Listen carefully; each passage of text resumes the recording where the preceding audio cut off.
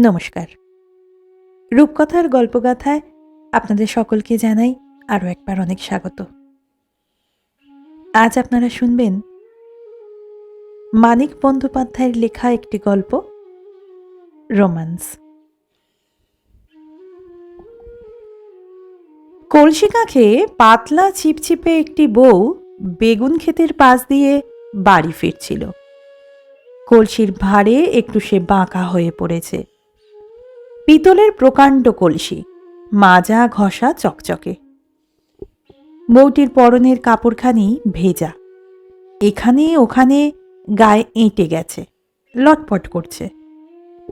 গরম পাতলা হলেও স্বাস্থ্য তার খুব ভালো। গায়ে রীতিমতো জোর না থাকলে অত বড় কলসির ভারে কোমর তার মচকে যেতে পারত। সূর্য এখন প্রায় মাথার ওপর। রোদের তাপে পায়ে চলা সরু পথটির পাশে ঘাসে ঢাকা মাটি পর্যন্ত তেতে গেছে। ভিজে গামছা ভাঁজ করে বউটি মাথায় বসিয়েছে। বেগুন ক্ষেতের পরে ছোটখাটো আম কাঁঠালের বাগান। গাছে গাছে বাগানটি জমজমাট, কিন্তু কেমন যেন শুকনো নিষ্ফল চেহারা গাছগুলোর। কয়েকটি গাছে শুধু কাঁচা পাকা দু চারটি আম ঝুলছে। বাগানের ওপাশে টিনের চাল আর দরমার বেড়ার বাড়ি আছে, টের পাওয়া যায়। গাছের ফাঁকে ভালো করে চোখে পড়ে না। বাকি তিন দিকে দূর বিস্তৃত মাঠ আর ক্ষেত। এখানে ওখানে বাড়িঘর, গাছপালার ছোট ছোট চাপড়া বসানো। বেগুন ক্ষেতের চারিদিক নির্জন। দিনে রাতে সবসময় কারো কারো এখানে কম বেশি গা ছমছম করে। বেগুন ক্ষেতের মাঝখান দিয়ে পুরনো প্যাঙাশে, আলপাকার উর্দি আর কোল বালিশের মতো সরু খোলসের মতো প্যান্টুলুন পরা মাঝবয়সী একটি লোক জোরে জোরে আম কাঁঠালের বাগানটির দিকে চলছিল। বারবার সে বউটির দিকে চেয়ে দেখছে। গোবদারি চাঁচা এবং কানের ডগা পর্যন্ত জুলফি তোলা তার লম্বা ফর্সাটে মুখ। চোখ দুটি বেশ বড় বড়, যদিও ছোট হলেই মানাতো বেশি। বাগানের একটা কাঁঠাল গাছের নিচে সে বউটির পথ আটকালো। পাশ কাটিয়ে যাবার পথ অবশ্য চারিদিকে অনেক ছিল। পায়ে চলা যে সরু পথটি ধরে বউটি আসছিল, সেটাও কাঁঠাল গাছটির হাত তিনেক তফাত দিয়েই গিয়েছে। বউটি নিজেই সরে এসে তার সামনে আসায় এগোবার আর পথ রইল না। ও মা, সুবল বাবু যে, পেন নাম। এ তোমার কেমন ব্যবহার সুকময়ী? তোমারই বা এ কেমন ব্যবহার সুবল বাবু? দিন দুপুরে নাগাল ধরা। দুহাতে কানা ধরে কলসিটা সে নাবিয়ে রাখল। যে কাঁখে কলসি ছিল তার উল্টো দিকে বেঁকে বেঁকে সোজা করে নিল কোমরটা। সুবলের ক্রুদ্ধ নালিশ ভরা দৃষ্টি দেখে একবার সে অপরাধিনীর মতো একটু হাসল। অবহেলার সঙ্গে কাঁধে ফেলা ভিজে আঁচলটি নাবিয়ে ধীরে ধীরে ভাঁজ খুলে আবার ভালো করে গায়ে জড়ালো।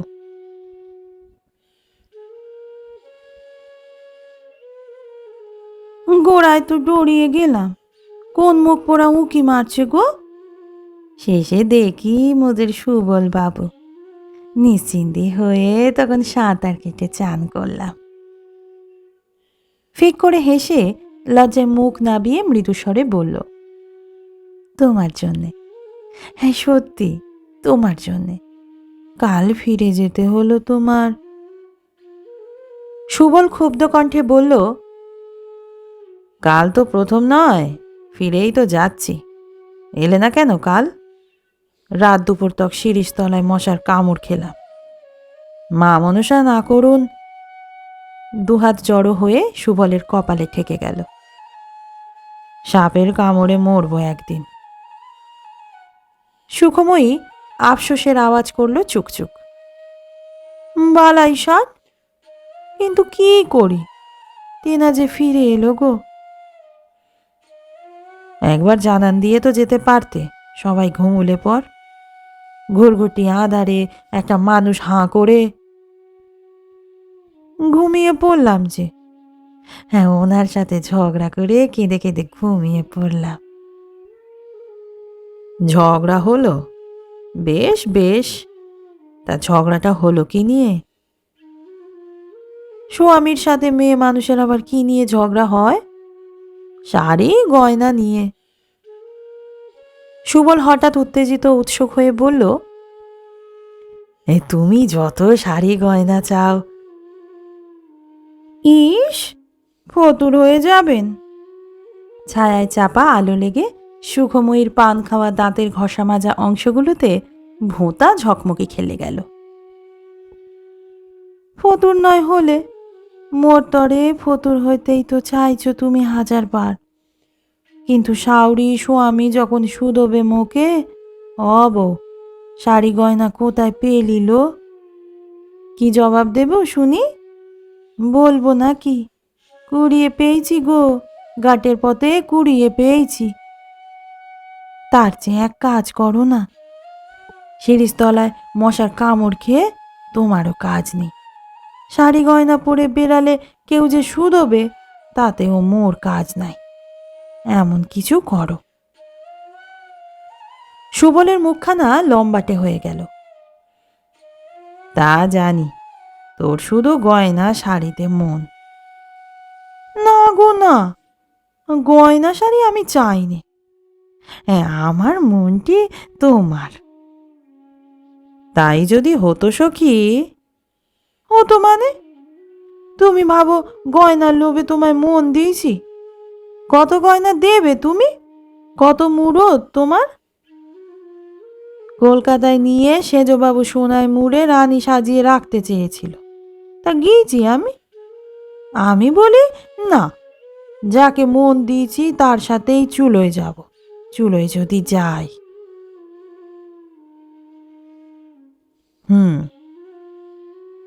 বিশ্বাস হয় না না? বেশ তো, চলো না এক্ষুনি যাই। এক কাপড়ে এক্ষুনি গিয়ে গাড়ি ধরি 3টের।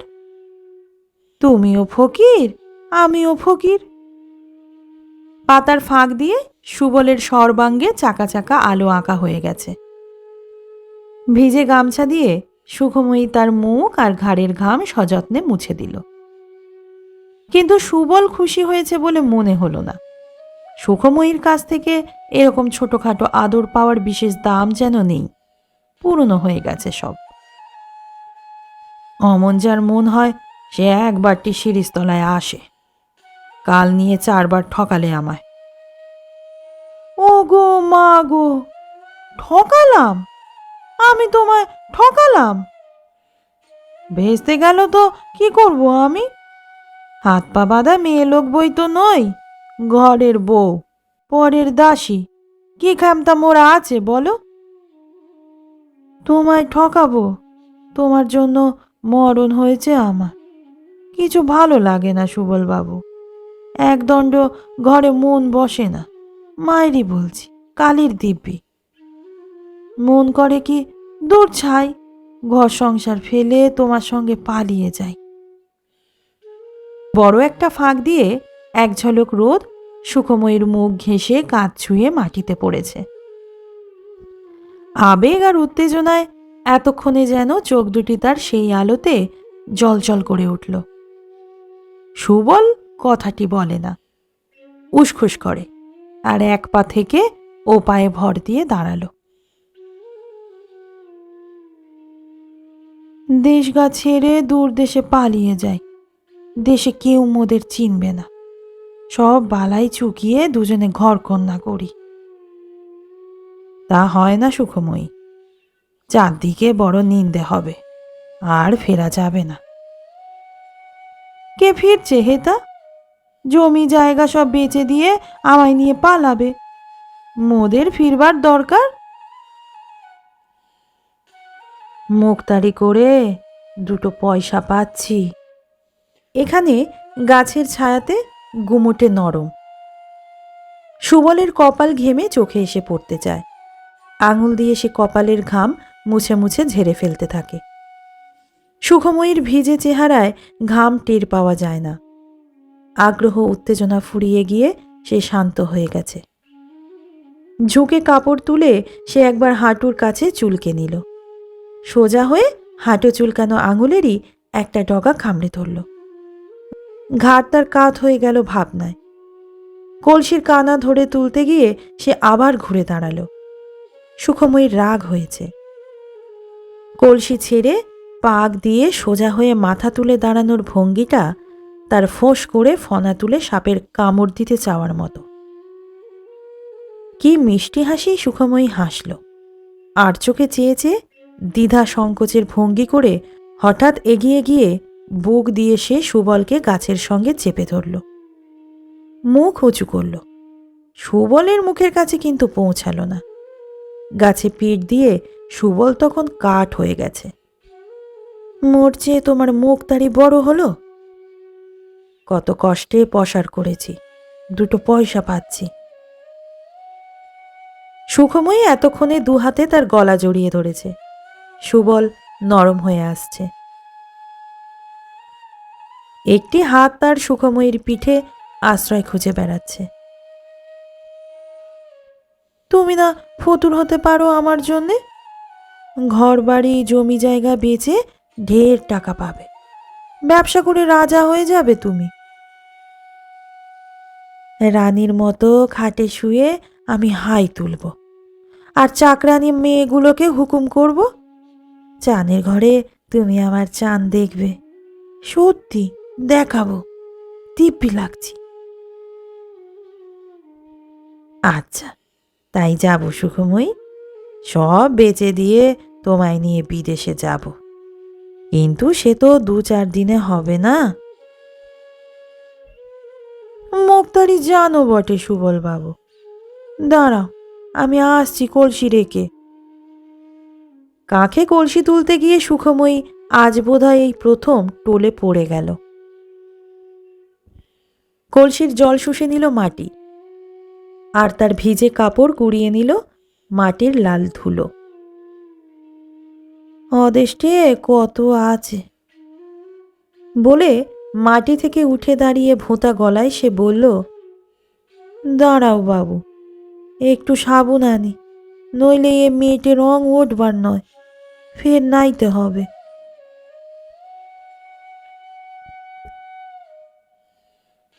বাড়ির অঙ্গন শূন্য, ঘরের বাইরে কেউ নেই।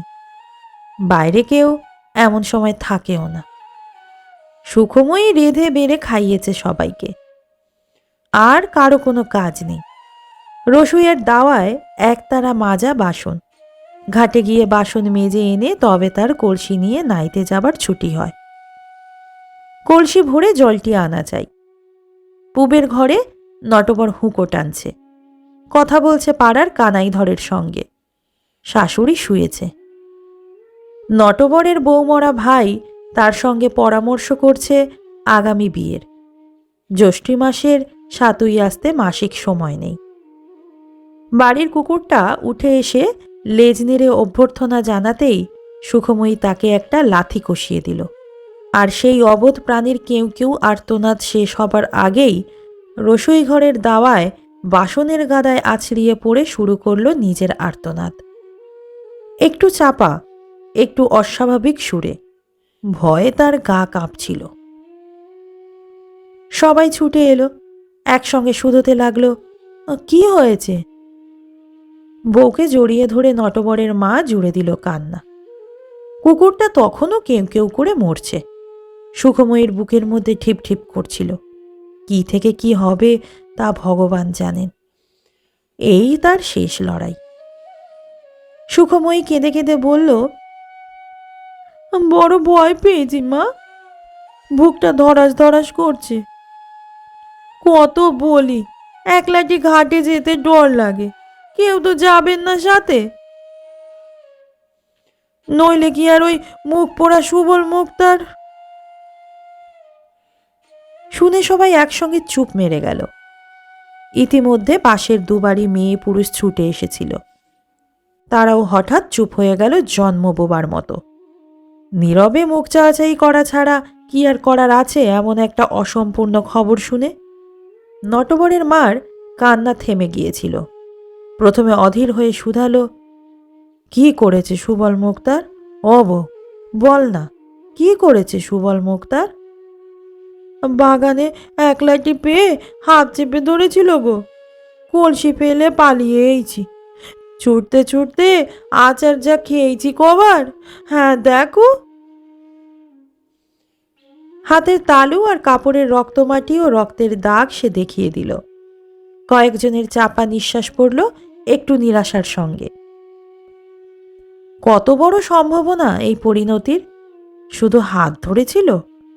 দুপুরবেলা জনহীন বাগানে মেয়ে মানুষকে নাগালে পেয়ে শুধু হাত ধরেছে সুবল মুক্তার? মামলা মোকদ্দমা হবে না? ব্যাপারটা চাপা পড়ে যাবে আজকালের মধ্যে? এ কি একটা ঘটনা!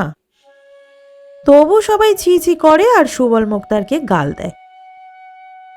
তবু বাগানে গিয়ে তাকে শাসন করে আসার কথাটা কেউ ভাবেও না, বলেও না। শেষে সুখময়ীকে আঁচ দেখিয়ে বলতে হয়, ও ঠাকুরপো, দাঁড়িয়ে শুধু জটলা করবে তোমরা? যাও না, দুঘা দিয়ে এসো না বজ্জাতটাকে। নটবরের মা বলে, চুপ কর মেয়ে মানুষ, চুপ কর। কেন চুপ করব? আমার হাত ধরবে, তোমরা তো চুপ করে সয়ে যাবে। নটবর বলল, ও শালা কি আর আছে? পালিয়ে গেছে। থাকতে তো পারে, কলসি আনতে ফিরে যাব ভেবে থাকতে তো পারে ঘুপচি মেরে। যাও না, একবার দেখে এসো না, একবার যাও। তখন নটবর, শশধর, নিতাই আর পাড়ার একজন সুবলকে খুঁজতে যায়। নটবরের মা চেঁচিয়ে বলে দেয়, ওই কলসিটা আনিস, কেউ শুনছিস? কলসিটা আনিস। সুখময়ীকে ঘিরে মেয়েদের জটলা চলতে থাকে। চারিদিকে তারা রটাবে, তবু তারাই বলে যে এমন হইচই করা উচিত হয়নি সুখময়ীর। জানাজানি হওয়া কি ভালো? চুপি চুপি শাউরি বা স্বামীকে বললেই পারত সে। পুকুরঘাটে যাওয়ার সময় একজন কেউ সঙ্গে যেত। সুখময়ী শুনে যায়, কথা বলে না। নটবরের মার চাপা আফসোস আর গালিগালাজের জবাবে শুধু ফোঁস করে ওঠে। সুবলকে পাওয়া গেল কাঁঠাল বাগানেই, কিন্তু ধরে মারবার সাহস হলো না একজনেরও। নেতাই নেহাত বদরাগী মানুষ, সে শুধু জিজ্ঞেস করল, বৌঝির হাত ধরে টানা কেন মুক্তারবাবু?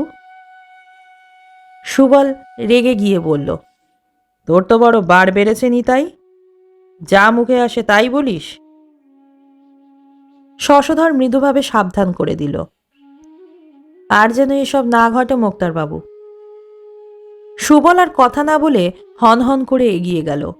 মুখখানা তার একটু ফ্যাকাশে হয়ে গিয়েছে। সুখময়ী ফুরিয়ে গেল, চিরতরে সরে গেল তার জীবন থেকে।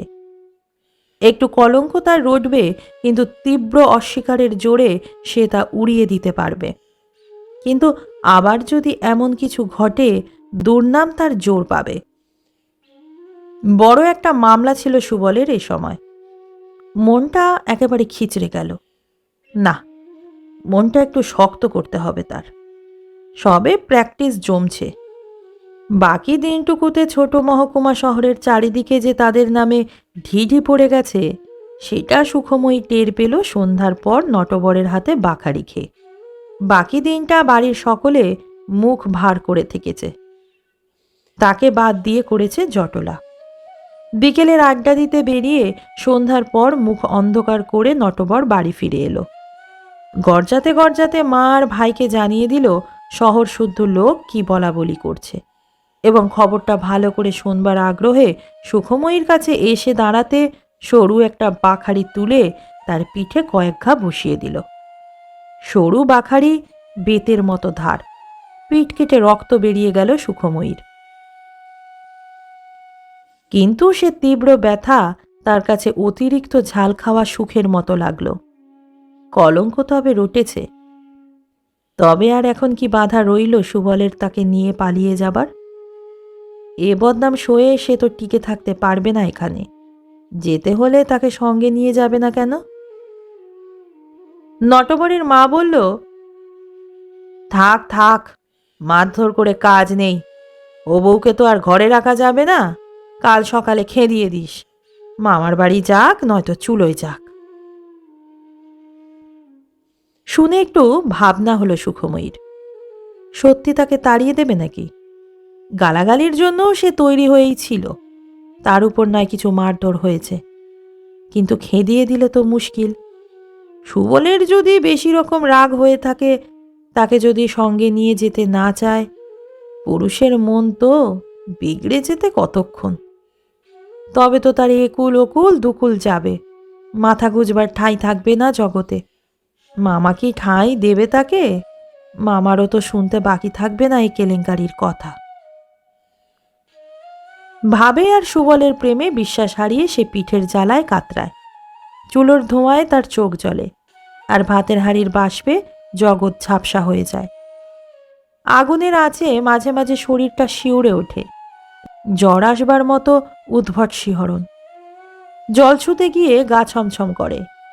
জ্বর কি একটু এসেছে তাহলে তার? সকলকে ভাত দিয়ে হেসেল তুলে খাওয়ার অনিচ্ছা নিয়ে খিদের জ্বালায় কিছু খায়। রসুই ঘর বন্ধ করে কুপি হাতে উঠোন পেরিয়ে ঘরের দাওয়ায় কুপিটা নিভিয়ে রেখে ঘরে ঢোকে। চৌকিতে বসে নটবর তামাক টানছে। কাল তাকে খেদিয়ে দেবে নটবর। এতকাল সোহাগ করে কাল তাকে দূর করে দেবে। সুবলের সঙ্গেই পালিয়ে গিয়ে বা তার তবে কি লাভ হবে? বউকে যদি মানুষ খেদিয়ে দিতে পারে, দুদিন পরে সুবল কেন তাকে ফেলে পালাবে না? নটবরকে একটু নরম করার চেষ্টা করার কথা মনে আসে, কিন্তু সুখময়ী উৎসাহ পায় না। রাগ কমিয়ে কতবার সে নটবরের সোহাগ আদায় করেছে, কৌশল তার অজানা নয়, কোনোদিনও ব্যর্থও হয়নি। আজ সে মনে জোর পায় না। বাখারির মার খেয়েছে বলে নয়, মার খেলেও মান বাঁচিয়ে সোহাগ যাচা যায়। নিজের ওপরেই আজ তার বিশ্বাস নেই। নিজেকে কেমন রূপহীনা কুৎসিত মনে হচ্ছে। তার যেন কাঠির মতো সরু আর কাঠের মতো শক্ত দেহ।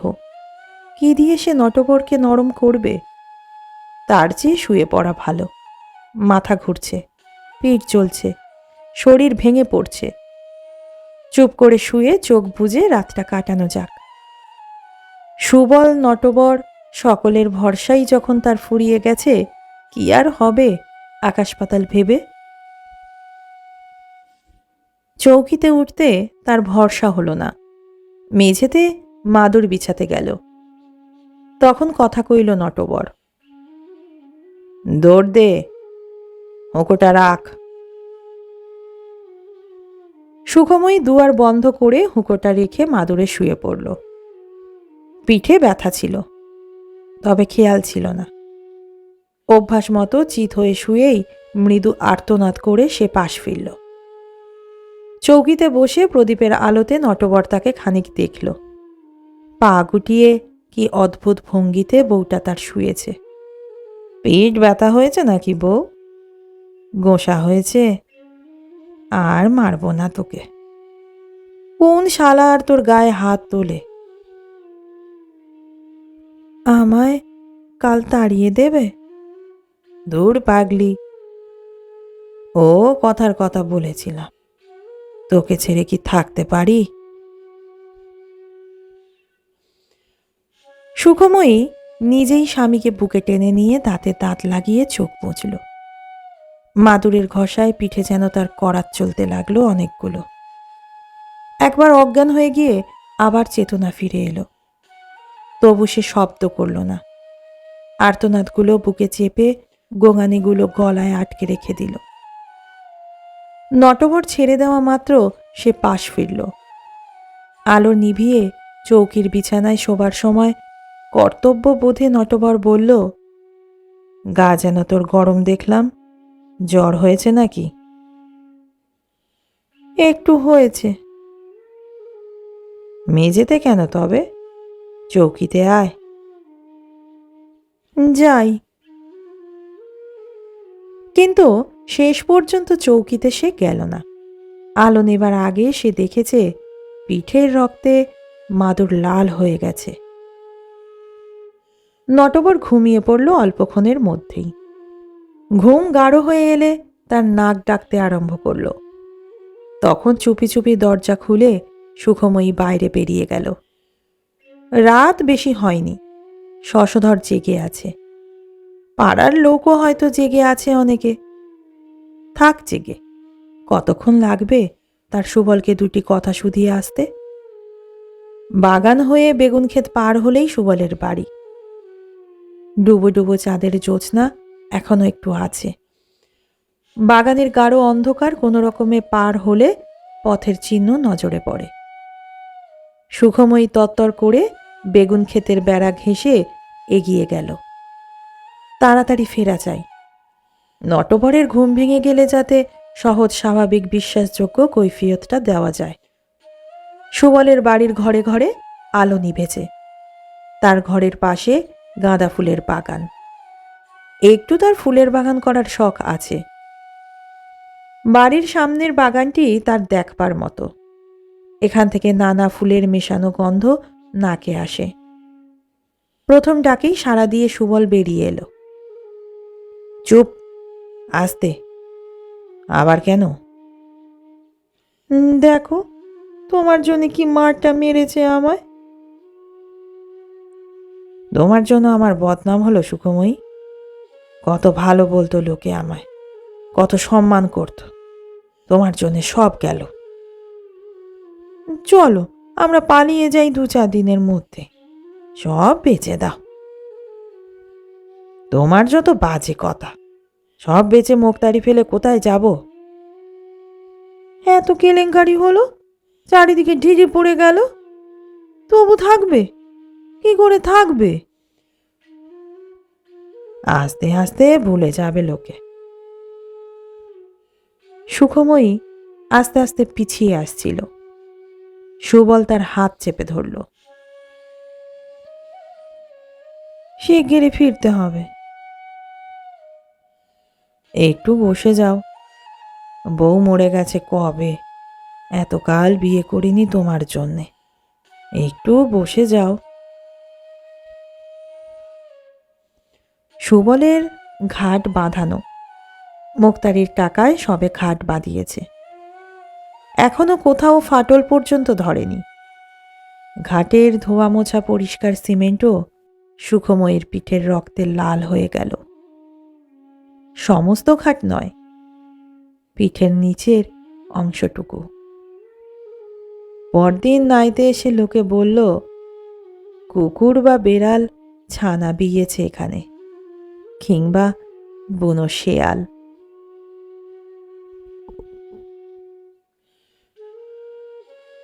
শেষ হলো আজকের গল্প। রূপকথার গল্পগাথার গল্পগুলি আপনাদের কেমন লাগছে জানাতে কিন্তু ভুলবেন না। এবং এরকম আরও নতুন এবং ভিন্ন স্বাদের গল্প পেতে অবশ্যই চ্যানেলটিকে সাবস্ক্রাইব করবেন। আবার আসছি নতুন কোনো গল্প নিয়ে। আজকের মতো নমস্কার।